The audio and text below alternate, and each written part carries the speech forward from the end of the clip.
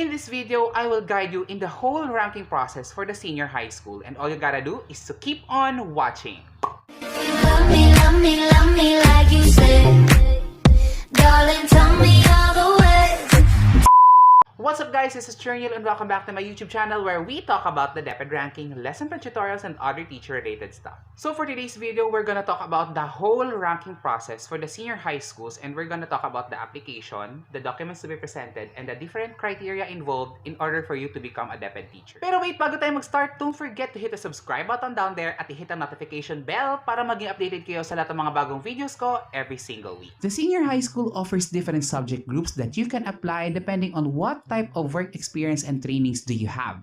And the senior high school is composed of the UMS, ABM, STEM, TVL, Sports, and Arts and Design. And just like any other Deped rankings out there, the Deped ranking starts with the release of the memorandum that states that the division office in your area can now entertain teacher applicants, at gaya nga nasabi ko sa nakaraang kong video, Makikita ang iba't ibang memorandums tungkol sa Deped ranking sa Facebook pages ng division office nyo kung meron din silang websites, or pumunta kayo sa iba't ibang schools na napapaloob or kasama sa inyong division, kasi lahat naman ng schools ay dapat may copy ng mga division memorandum. Minsan nga ina-announce pa ngayon sa mga PTA meetings, ina-announce pa yan dyan sa kung merong bulletin board ang school, nakalagay yan dyan, or magtanong kayo sa iba't ibang mga taong talagang nakakaalam or informed tungkol sa Deped ranking. After knowing the division memorandum and knowing that your division office can now entertain teacher applicants, it's time to prepare your documents so that you can be included in the Deped ranking. Now, there are two types of documents that you have to prepare, and the first one is the mandatory requirements. Ito yung mga documents na hindi pwedeng mawala sa folder na ipapasa mo. It's either sa school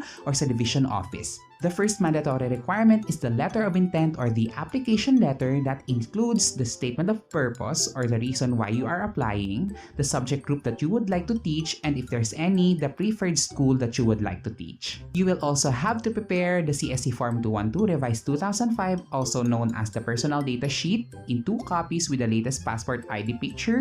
Now, if you're wondering kung kailangan pa bang mag-apply sa online system ng DepEd, which is application.deped.gov.ph, it is no longer necessary, according to Deped Order number 51, series of 2017. Now, in order to know the correct PDS form that you have to submit, always check the division memorandum in your area because naka-indicate naman doon kung anong klaseng PDS ang kailangang isubmit. You will also prepare your certified photocopy of certificates of relevant specialized trainings, at makukuha mo ang iyong certified photocopy sa location ng inyong training center. Kailangan mo ding i-prepare ang iyong certified copy of your voter's ID or kahit anong proof of residency, na kung wala ka pang voter's ID, you can submit your certificate of residency na pwede mo makuha sa inyong barangay. Siyempre, hindi mawawala ang ating NBI clearance at ang Omnibus Certification of Authenticity and Veracity of all documents submitted, at siyempre pipirmahan mo siya, at dapat naka-indicate sa Omnibus ang listahan ng lahat ng documents na papatunayan mong totoo at walang halong fake.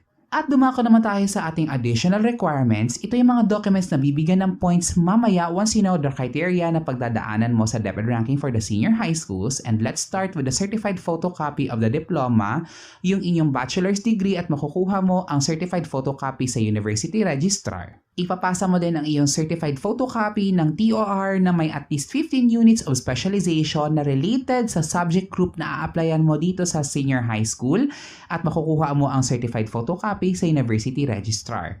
Ipapasa mo din ang iyong certified photocopy of PRC ID kasama ng certified photocopy of the certificate of rating na galing sa LET or sa PIBET, at makukuha mo ang certified photocopy sa PRC. At kung ikaw ay isang teacher applicant sa TVL, importanteng magpasa ng TESDA National Certificate of at least the same level sa subject na ituturo mo sa senior high school. For example, ang ituturo mo sa senior high school is NC2 SMAW, ang kailangan mo ding i-present ay at least NC2 din ng SMAW or higher. At kailangan mo din magpasa ng iyong certified photocopy of Trainer's Methodology Certificate kung meron ka. Pero kung wala, okay din wag magpasa, wag mong pilitin. At para naman sa mga Arts and Design teacher applicants, kailangan nyo din mag-present ng certified photocopy ng inyong Certification of Proficiency and Recognition na pag-uusapan din natin mamaya. At tumako tayo sa criteria na pagdadaanan ng mga teacher applicants for the senior high schools. Now, compared sa elementary at sa junior high school teacher applicants, meron lang silang 6 na criteria ang pagdadaanan. Pero sa senior high school, meron kayong pagdadaanan na 7 na criteria. At ito ang ating education, work experience, specialized training, interview, English communication skills, portfolio at ang ating demonstration teaching. Now, ang pag-allot ng points para sa iba't ibang criteria sa ating senior high school ranking ay iba-iba depende sa kung anong subject group ang nais mong applyan. Para sa education ng academic and core subject teacher applicants, ang inyong general weighted average ng undergraduate studies ay may up to 15-point limit lamang at makukuha ninyo ang inyong general weighted average sa inyong university registrar. No, kung meron ka pang mga documents na related sa education, pwede din siyang bigyan ng points. For example, kung may at least 15 units of specialized subject ka na related sa subject na a-applyan mo, bibigyan ito ng 1 point. For example, ikaw ay graduate ng Bachelor of Science in Secondary Education at nais mong mag-apply sa ABM dito sa senior high school at ikaw ay nag-earn ng 15 units sa accounting which is related to ABM, bibigyan na ng 1 point. Pero kung ikaw naman ay nag-take ng 18 units sa accounting, bibigyan naman siya ngayon ng 2 points. Pero wait, there's more. Kung ikaw naman ay may complete academic requirements for your master's degree, ibig sabihin, complete ka na sa lahat ng subjects maliban na lang sa iyong thesis writing, bibigyan ka naman ng 3 points. At kung ikaw ay may master's degree na related sa subject group na a-applyan mo dito sa Deped Ranking, bibigyan ka ng 5. At kung ikaw ay may complete academic requirements for the doctorate degree, bibigyan ka ng 6 points. At kung ikaw ay may doctorate degree, 8 points. At para sa TVL, Arts and Design and Sports Teacher applicants, ang ating general weighted average ng undergraduate studies ay bibigyan na ng up to 11.25 limit. Now, kung nag-undergo kayo ng 15 units of specialized subject na related sa subject group na a-applyan nyo, bibigyan siya ng 1 points at kung 18 units naman ay 2 points. Now, kung meron kayong complete academic requirements sa master's degree na related pa rin sa subject group, 3 points at kung may master's degree kayo ay 4 points. At kung meron naman kayong complete academic requirements para sa doctorate na related pa rin sa subject group na a-applyan mo, bibigyan siya ng 5 points at kung complete ka na at meron ka ng doctorate degree, 6 points. At dumako naman tayo sa second criteria ng Deped Ranking which is the work experience na meron tayong iba't ibang points depending on the subject group that you would like to apply. Na meron tayong 15 points para sa academic and core subjects at 20 points naman para sa TVL, Arts and Design, and Sports. Now, paano nga ba natin malalaman ang points para sa ating work experience? Bibigyan ka ng 0.5 point at the start of your 13th month of employment. For example, kung ikaw ay isang TVL teacher applicant at meron kang 24 months of work experience, ang ika-credit lang doon ay yung 12 months. Kung ikaw ay dating self-employed at gusto mo maging teacher dito sa DepEd, pwede kang mag-present ng Certificate of Employment or Business Permit.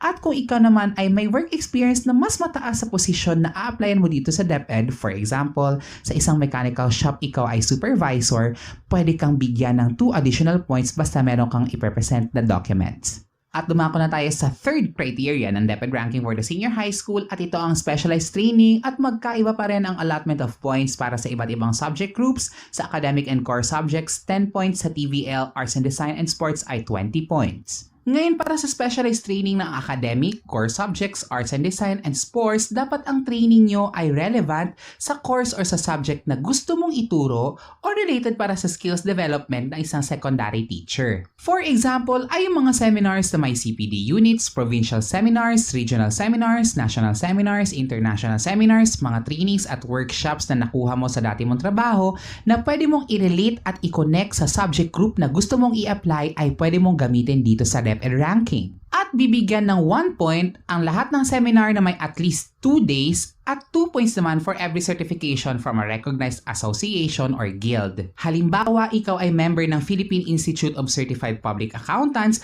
pwede kang kumuha ng certification from them at ipasa mo siya kung ikaw ay mag-a-apply dito sa Deped Ranking. Pero wait, there's more. Kung ikaw ay may pruweba na marunong ka sa kahit anong technology or any software na makakatulong sa pagtuturo mo, bibigyan ka ng additional 2 points.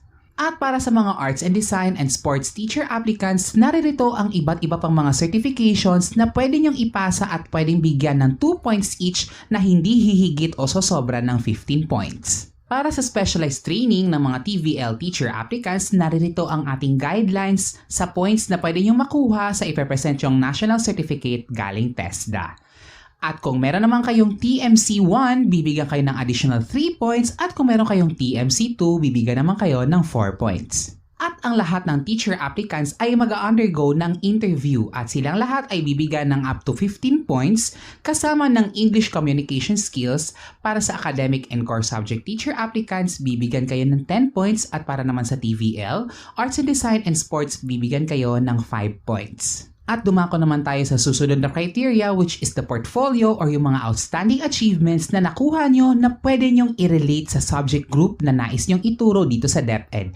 Para sa academic, core, and TVL teacher applicants, bibigyan kayo ng 10 points. Para sa Arts and Design and Sports, bibigyan naman kayo ng 15 points. At para sa allotment ng points, para sa ating mga outstanding achievements, naririto ang guidelines. At ang huling pagsubok ng pagdadaanan ng mga teacher applicants para sa senior high school ay ang demonstration teaching. Naiiba pa rin ang point system para sa teacher applicants dahil sa academic and core teacher applicants, 20 points ang ibibigay para sa inyo, pero sa TVL, Arts and Design and Sports ay 15 points lamang.